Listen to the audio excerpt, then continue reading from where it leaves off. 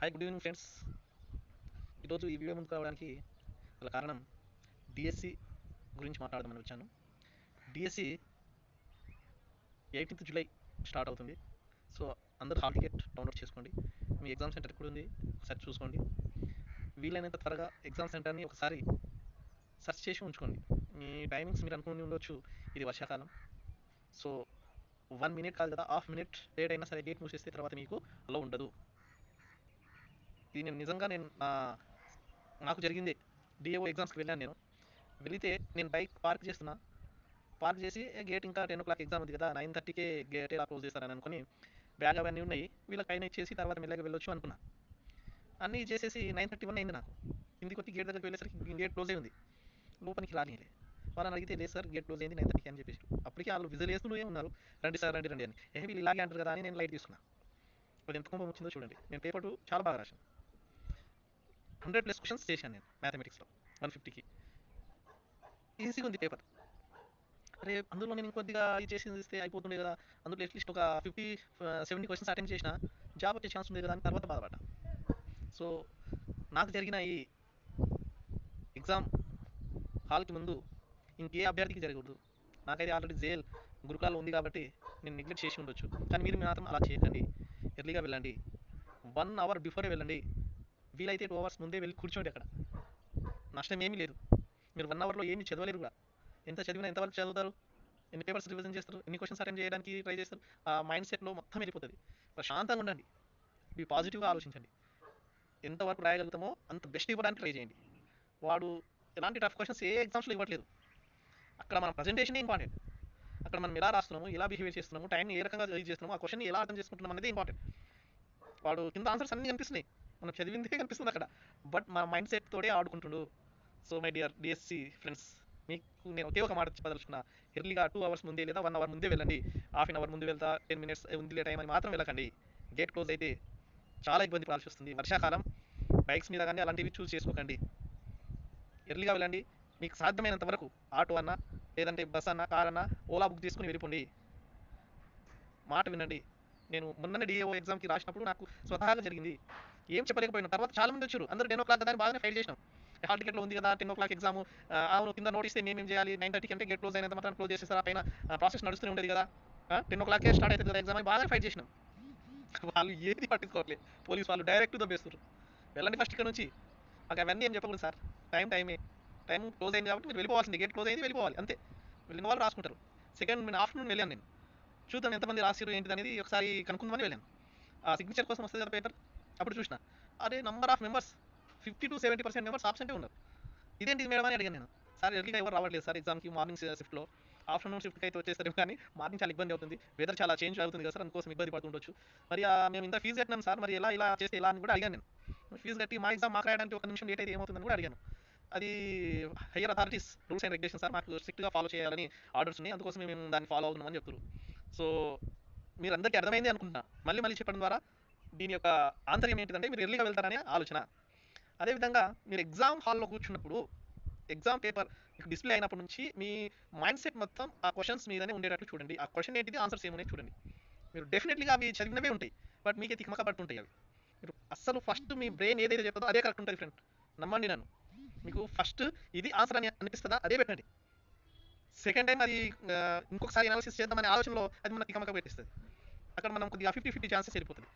So అదొకటి జాగ్రత్తగా ఉండండి. కొన్ని క్వశ్చన్స్ ఎలిమినేట్ చేసే పద్ధతిలో వెళ్ళండి, ఎలిమినేషన్ పద్ధతిలో. అలా వెళ్ళినప్పుడు మనం ఒక 1 క్వశ్చన్స్ చేసి ఎలిమినేట్ చేసినాం అనుకో, 33% మనకు పాజిటివ్ ఉంటుంది. అంటే ఈ క్వశ్చన్కి పాసిబిలిటీస్ ఎక్కువ ఉన్నది, ఇంకా 3 క్వశ్చన్సే కదా, 2 క్వశ్చన్స్ చేసే 2 ఆన్సర్స్ మళ్ళీ ఎలిమినేట్ చేసినాం అనుకో, 50-50 ఛాన్సెస్. సో ఇలా వెళ్ళండి, 50-50 ఛాన్సెస్లో ఉండొచ్చు ప్రాబబిలిటీ. సో అది మన కొద్దిగా గెస్సింగ్కి నియర్ బై ఉంటాం కాబట్టి అలా వెళ్ళడానికి ట్రై చేయండి. ప్రతి ఆన్సర్స్ని అటెంప్ట్ చేయడానికి ట్రై చేయండి. క్వశ్చన్ మనకు తెలిసినవి ఉంటాయి, అన్ని బుక్స్ మనం రీడ్ చేసినవి ఉన్నాయి. కొద్దిగా మీకు ఎక్కడైనా ఇబ్బంది కలిగి ఉండొచ్చు అంటే అది జిఎస్లో ఉండొచ్చు, కొన్ని మనం విని ఉండొచ్చు, వినకపోయి ఉండొచ్చు. కాబట్టి మీరు ఆ ఎగ్జామ్స్ గురించి ఎలాంటి చింతన చెందాల్సిన అవసరం లేదు ఉన్న 10 మార్క్స్ గురించి. బట్ నేను మళ్ళీ చెప్తున్నా, పర్స్పెక్టివ్ ఇన్ ఎడ్యుకేషన్ అందులో మాత్రం క్వశ్చన్స్ చాలా ఈజీగా ఉంటాయి, చూసుకోండి ఒకసారి. స్వతంత్ర పూర్వం తర్వాత అవి కమిటీస్ మాత్రం చూసుకోండి.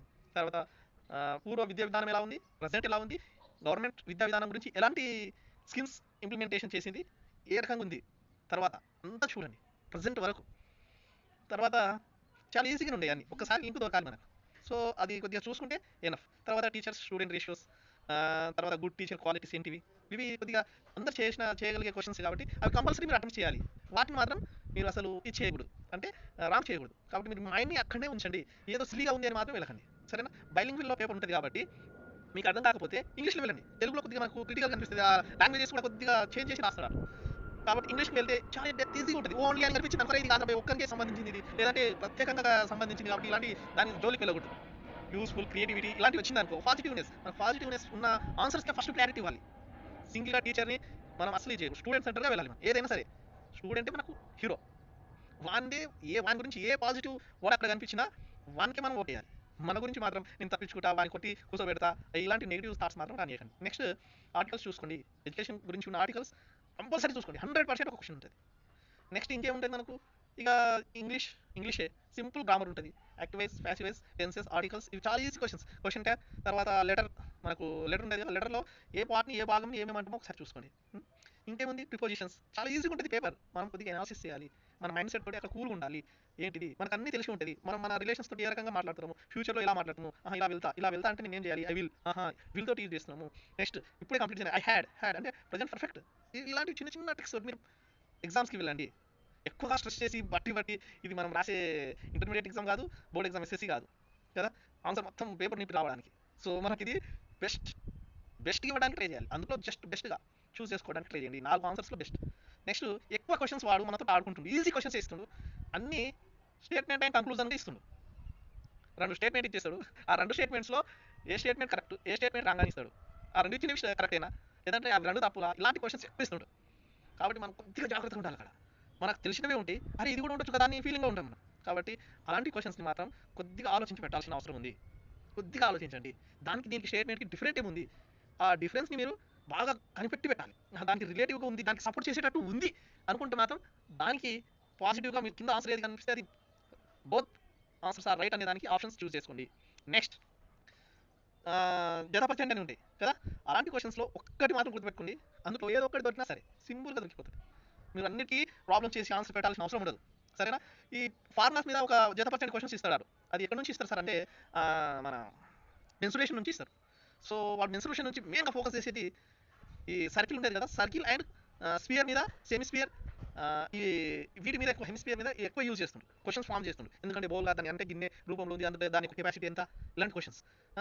తర్వాత ఈ స్తూపం లాంటివి, ఎందుకంటే మన ఏమంటారు అదే పెట్రోల్ బండ్లు ఉంటాయి కదా, వాటి గురించి మీద, వాటి యొక్క కెపాసిటీ ఏ రకంగా యూజ్ చేస్తాం అనేది, ఇలాంటివి అడుగుతుంది. కొద్దిగా ఈ స్తూపం కానీ గోళం కానీ వాటి మీద ఫోకస్ చేయండి. నెక్స్ట్ మనకు ఇంకా కావాల్సింది ఏముంది, చాలా ఈజీగా ఉంటుంది పేపర్ మొత్తం, డెప్త్ ఈజీగా ఉంటుంది, కాకపోతే మనం టైం కేటాయించుకొని కరెక్ట్ రిప్రజెంట్ చేయాలి అక్కడ. నెక్స్ట్ సోషల్ గురించి వెళ్తే ఆల్రెడీ మీకు తెలుసు, జాగ్రఫీ గురించి కంపల్సరీ ఎంత కాదనుకున్నా ఉన్న 15 మార్క్స్లో 5 మార్క్స్ దానికి ప్రయారిటీ ఇస్తాడు. తర్వాత 5 మార్క్స్ మళ్ళీ మన ఏమంటాం అది పౌరశాస్త్రం, రైట్, దాని మీద ఫోకస్ చేస్తారు. సో మీరు చదివేది ప్రతిదీ కొద్దిగా క్లారిటీగా ఉండండి, చదివిందే ఉంటుంది. తర్వాత ఈ మనకు కావాల్సింది ఏముంది ఇంకా, మెథడాలజీ. ప్లీజ్ ఫ్రెండ్, మెథడాలజీలో మాత్రం ఒక్క మార్క్ మాత్రం పోవడానికి అవకాశం ఇవ్వకండి, అన్నీ రైట్ వచ్చేటట్లు చూడండి. ఎగ్జామ్లో మీరు సక్సెస్ కావాలంటే మెథడాలజీ కీ రోల్ పోషిస్తుంది, ఇది మీరు గుర్తుపెట్టుకోండి. 15 మార్క్సే కదా అని మాత్రం నెగ్లెక్ట్ చేయకండి. ఎస్సిటీ మిత్రులారా మీకే చెప్పేది, అలాగే ఎస్ఏ స్కూల్ అసిస్టెంట్ మిత్రులకు కూడా నేను చెప్పదలుచుకుంది అదే. 10 marks perspective in education, next 15 marks ఏమో ఇవి, 25 మార్క్స్ కీ రోల్. సో అది మాత్రం మన జాబ్ని డిసైడ్ చేసేది అదే. మీరు ఎంత చదివినా, కంటెంట్ ఎంత చదివినా, ఎంత చేసినా ఇకమికలోనే ఉంటుంది పేపర్స్ మొత్తం. కానీ జాబ్ మనకు రావాలనుకుంటే మనకు 100% perspective in education and methodology depth ఇదండి. మీరు అనుకుని ఉండొచ్చు, మళ్ళీ చూడండి ఒకసారి, ఉన్న 10 యూనిట్సే కదా, 10 యూనిట్స్ని ఒకసారి రివిజన్ చేయండి మీరు. ఏంటిది ఫస్ట్ యూనిట్ ఒక్కటే అందరికి డిఫరెంట్ ఉంటుంది, ఏదైనా సరే మీరు కరికులం అన్నిటికీ కామని, అవునా. తర్వాత మళ్ళీ సిసి అది ఇవాల్యుయేషన్ కామని, తర్వాత ఇంకేముంది వాల్యూ అండ్ పర్పస్, అది వాల్యూ ఎడ్యుకేషన్, అది కూడా సేమే, అంటే విలువలు విద్య, అది కూడా సేమే, అన్నీ సేమ్. బట్ ఫస్ట్ యూనిట్ మాత్రమే ప్రతిదానికి డిఫరెంట్. ఇప్పుడు మ్యాథమెటిక్స్ ఉందనుకో, మ్యాథమెటిక్స్ నేచర్ ఏంటిది, మ్యాథమెటిక్స్ స్వభావం ఏంటిది, మ్యాథమెటిక్స్ యొక్క ఉపయోగాలు ఏంటిది, ఇలాంటి క్వశ్చన్స్ చదువుకోవాల్సిన అవసరం ఉంటుంది. మ్యాథమెటిక్స్ విలువల నుంచి క్వశ్చన్స్ కంపల్సరీ పడుతుంది. ఈ కాబట్టి గుర్తుపెట్టుకోండి, డెఫినేషన్స్ మ్యాథమెటిక్స్ ఎవరు ఏ రకంగా డెఫినేషన్స్ ఇచ్చారు. కాబట్టి ఇవి కొద్దిగా చూసుకోండి ఫ్రెండ్స్. సైన్స్ అయినప్పుడు సైన్స్ అంటే ఏంటిది, సైన్స్ ఏ భాష నుంచి వచ్చింది, వాటి మీద క్వశ్చన్స్ అంతే. కానీ ఎక్కడ మెథడాలజీలో మాత్రం మార్క్స్ పోగొట్టుకోకండి. మెథడాలజీ మీకు జాబ్ తెచ్చి పెడుతుంది. మీకు అన్నం పెట్టేది మెథడాలజీ. సో అది మాత్రం మీరు నెగ్లెక్ట్ చేయకండి. మెథడాలజీని బాగా చూసుకోండి. మళ్ళీ మళ్ళీ చూడండి. ఈ 3 డేస్ అయినా సరే, ఈ 3 డేస్ ఉంది కదా, మెథడాలజీని ఈ 3 డేస్లో అట్లీస్ట్ ఒక 10 టైమ్స్ రివిజన్ చేయండి. ఎంత ఈజీ అండి, ఇప్పుడేంటి పేజీలు అంతే మైండ్లో. పడుకునేటప్పుడు జస్ట్ రిసైట్ మననం చేయండి. ఆ మేక మొత్తం తినేసి వచ్చినాక ఏ రకంగా అయితే దాన్ని నమలేస్తూ ఉంటుందో మనం జస్ట్ దాన్ని మననం చేసి మళ్ళీ చెప్పిన ఒకసారి. అన్ని ఈజీ క్వశ్చన్స్ ఉంటాయి. కొద్దిగా మీరు మైండ్ సెట్ తోటి, ఓపికతోటి, పాజిటివ్నెస్ తోటి ఉండి పాజిటివ్గా ఆన్సర్స్ ఇచ్చిరండి. గవర్నమెంట్ మన నుంచి ఆశించేది పాజిటివ్నెస్, నెగిటివ్ ఎప్పుడూ కోరుకోదు. సో ఆ పాజిటివ్నెస్ తోటి ముందుకెళ్ళండి. మీరు పాజిటివ్గా ఉండండి, పాజిటివ్గా రేపు కూడా జాబ్లో మీరు వెళ్తారు. అలాంటి కలలే కొనండి. Thank you, signing off. నా వీడియో కనుక మీకు నచ్చినట్టయితే లైక్ చేయండి, సబ్స్క్రైబ్ చేసి నన్ను సపోర్ట్ చేయమని అడుగుతున్నాను. మీ ఫ్రెండ్స్కి కూడా ఈ వీడియో షేర్ చేసి అందరికీ జాబ్కి దగ్గర అయ్యే విధంగా ఈ వీడియో ఉపయోగపడుతుందని ఆశిస్తూ మీ RKY. Please subscribe my channel. చాలామంది నా వీడియో చూస్తున్నారు, వ్యూస్ చాలా వస్తుంది, 1K 2K ప్లస్ వచ్చేస్తున్నాయి, బట్ సబ్స్క్రైబర్స్ మాత్రం ఒక్కరు చేయట్లేదు. Please subscribe my channel. At least 1000 subscribers అన్న అవుతారని ఆశిస్తూ మీకు ఇలాంటి మంచి వీడియోస్ మీకు అందించే ప్రయత్నం చేస్తా. నెక్స్ట్ ఈ 2-3 డేస్లో మీకు మెథడాలజీ గురించి వివరించాలనుకుంటున్నా. అలాగే పర్స్పెక్టివ్ ఇన్ ఎడ్యుకేషన్ మీరు సపోర్ట్ చేస్తేనే ఈ 1 or 2 డేస్లో మీకు మళ్ళీ మంచి వీడియోతో మీ ముందుకు వస్తా. అప్పటి వరకు ఆర్కేవైని ఛానల్ని చూస్తారని ఆశిస్తూ